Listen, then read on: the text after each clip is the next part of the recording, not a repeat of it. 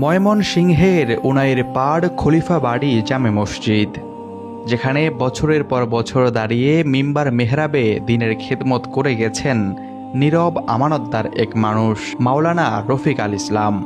কিন্তু 28 সেপ্টেম্বর মাগরিবের পর ঘটে যায় এক বেদনাদায়ক ঘটনা। কোনো বৈধ কারণ ছাড়াই, কোনো অভিযোগ প্রমাণ ছাড়াই তাকে জোরপূর্বক বিদায় দেওয়া হয়। জানা যায় জুমার খুতবায় অনলাইনে জুয়া, সুদ ও ঘুষের বিরুদ্ধে কোরআন হাদিসের আলোকে কথা বলায় মসজিদ কমিটির সভাপতি, কেশিয়ার ও সেক্রেটারি ক্ষিপ্ত হয়ে ওঠেন। আপনি তাহাজ্জুদ গুজার হন আর মসজিদের কোনার মধ্যে বসে জিকির করেন, যেতেই করেন, অথচ বাড়ির মধ্যে সুদের কারবার, বাড়ির মধ্যে বেপরদা ভাবে চলে, আপনার বিবির সন্তান, মেয়ে ছেলে, বাড়ির মধ্যে বিয়ে অনুষ্ঠান হয়, আপনার ছেলের মেয়ে, তখন গান বাজনার আয়োজন করা হয়, আর আপনি মসজিদের কোনার মধ্যে এসে জমেন। বুঝান আপনি মুসলিম পাক্কা মুসল্লি। যার প্রেক্ষিতেই ঘটে এই ঘটনা।